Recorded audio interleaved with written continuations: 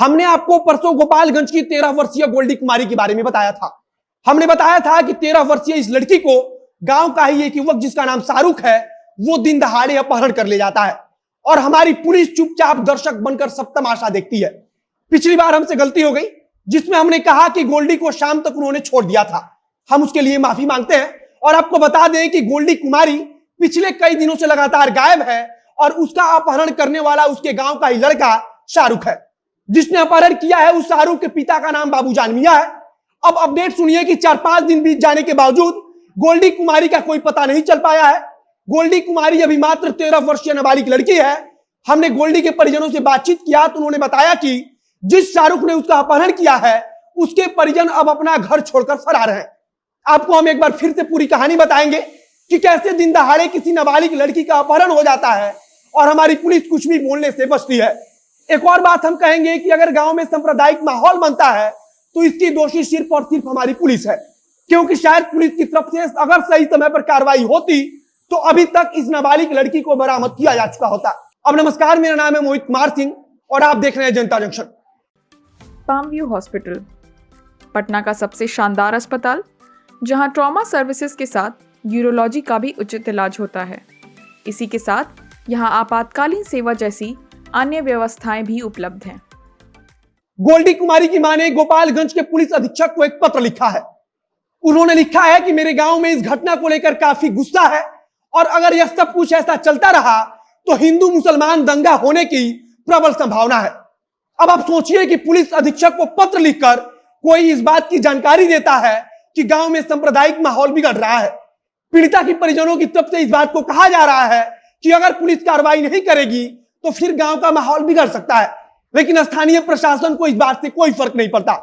गोल्डी कुमारी की मां सुमन देवी से जब हमने बातचीत की और पूछा कि पुलिस क्या कह रही है तो उनका कहना है कि पुलिस इस बारे में कुछ नहीं बोल रही है।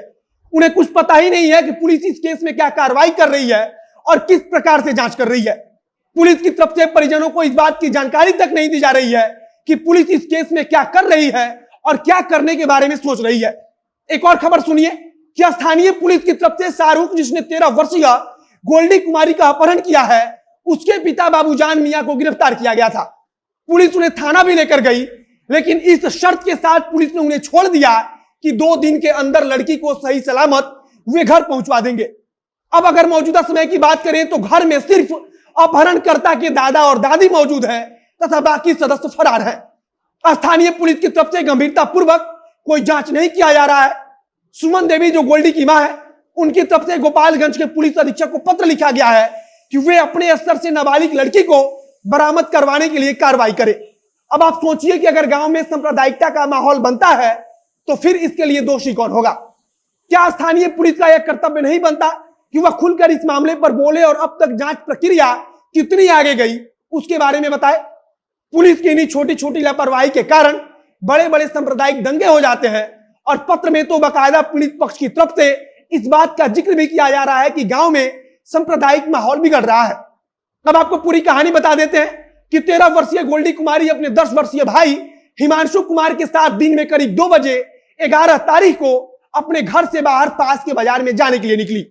इसका कारण था कि घर पर उसकी दादी की तबीयत खराब हो गई थी, तो गोल्डी की मां ने कहा था कि पास के राजापुर बाजार में जाकर दवा लाओ।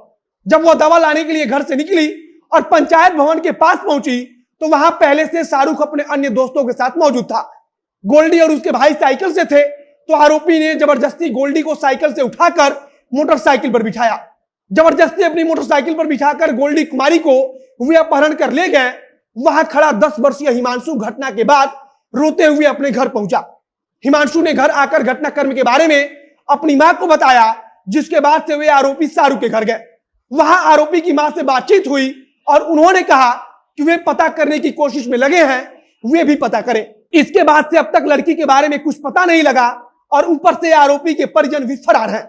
पुलिस की तरफ से कोई जानकारी ही नहीं दी जा रही है कि उनकी जांच कितनी आगे गई है। लड़की के घर में केवल बच्चे और महिलाएं हैं। लड़की के पिता दुबई में रहकर काम करते हैं। अब आप सोचिए कि हमारी पुलिस इन संवेदनशील मुद्दों पर भी कितनी लापरवाह है। आप सोचिए कि अगर इस घटना के बाद कोई बड़ी सांप्रदायिक घटना हो जाए तो फिर इसकी जिम्मेदारी कौन लेगा? फिलहाल हम चाहेंगे कि पुलिस जल्द से जल्द आरोपियों को गिरफ्तार करे आगे जो कुछ नया अपडेट आएगा उसे हम आप तक पहुंचाते रहेंगे। इस वीडियो को यहीं समाप्त करते हैं। आप वीडियो को शेयर कीजिए, अगर फेसबुक पर देख रहे हैं तो पेज को लाइक कीजिए, यूट्यूब चैनल को सब्सक्राइब कीजिए। मिलते हैं फिर बहुत जल्द अगले वीडियो में। कैमरे के पीछे खड़े हैं पीयूष रसिया और मैं मोहित कुमार सिंह। धन्यवाद।